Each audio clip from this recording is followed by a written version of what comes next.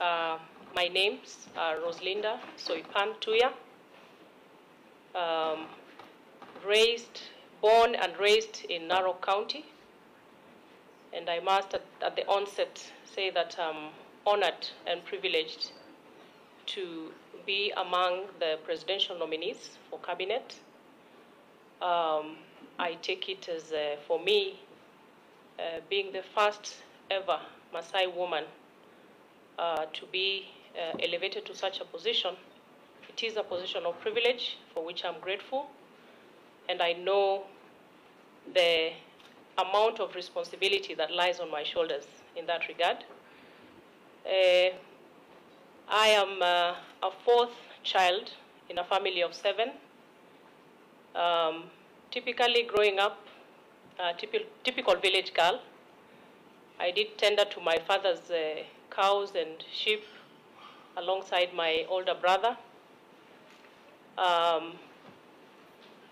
I attended my primary school within Narok County in a school called Olololunga, or now Olentutu Arid Zone. And from the name, it's one of those institutions established under World Bank funding to support pastoralist communities. And I must say also that I finished my KCPE in that school and emerged as a top girl in the then Narok district.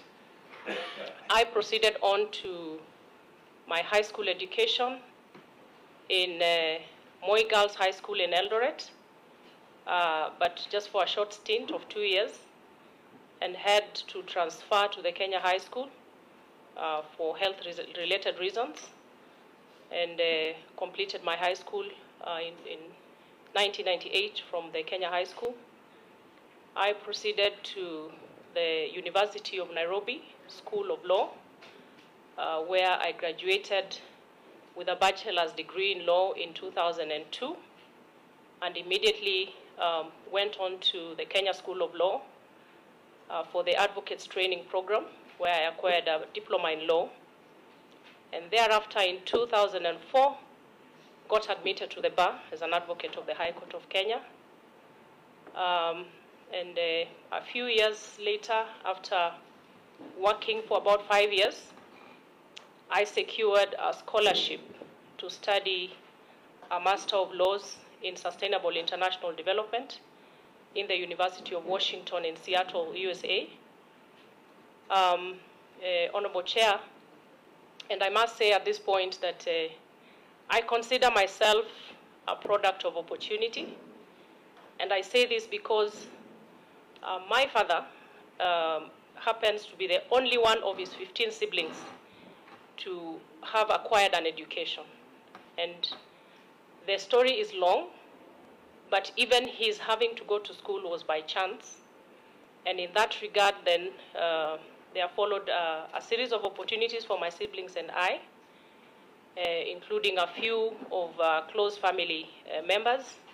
But the reason I emphasize this is because I have hundreds of cousins and close family members who have not had an opportunity like I did, just because my father had a chance to go to school. And that has been a driving force for me, because having started off as the village girl that I spoke about, up to a point where I had an opportunity to study abroad on a scholarship, the only difference for me and countless other young girls, particularly from my community, is opportunity. And that has always pushed me to be able to find a space for that next girl, because I know how important it is to afford somebody an environment to explore their potential.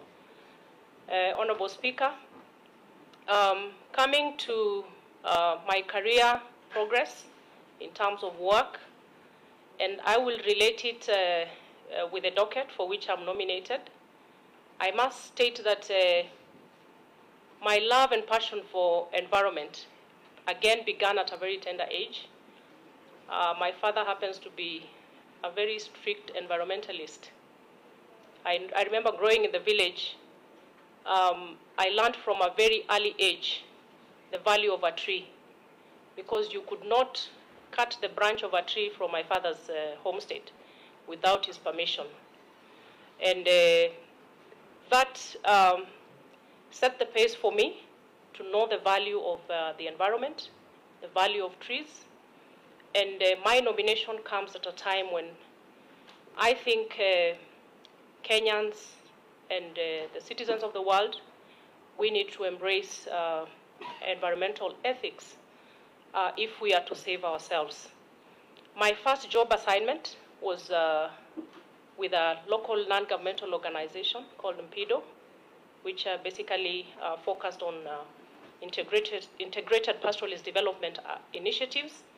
And I joined in as a legal officer, and one of my main assignments was public interest litigation, coordinating issues of land and environmental governance.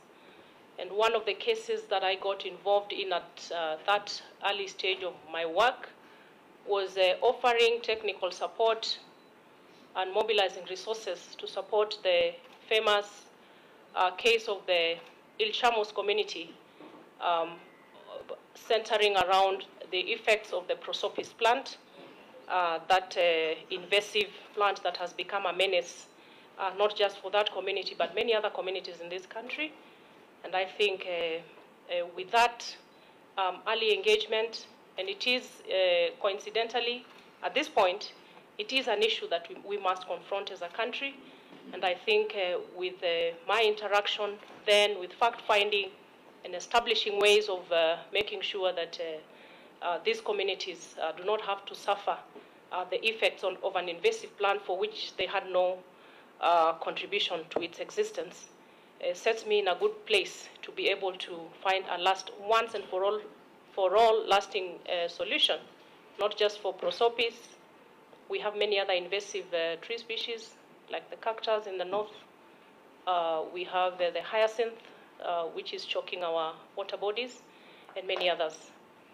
At that point, I also got to participate in various regional and international fora, still in the area of land and natural resource management and governance. This include the African Commission for Human and People's Rights at the regional level.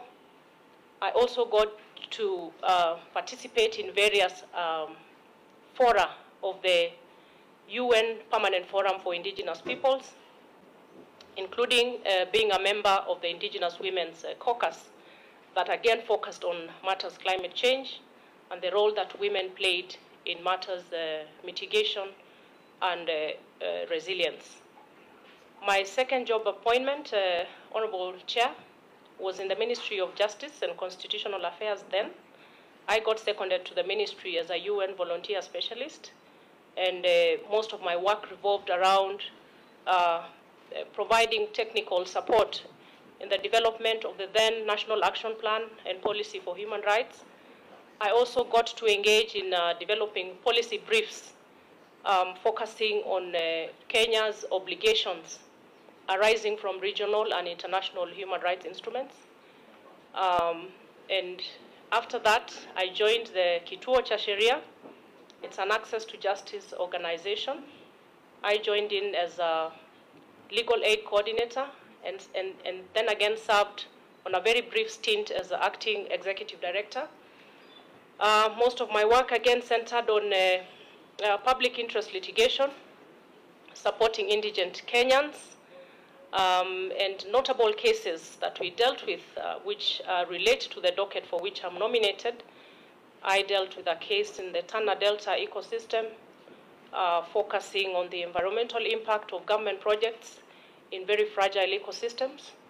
Another one was a matter concerning rampant cancer cases in Marsabit County, largely attributed to oil exploration initiatives in that region.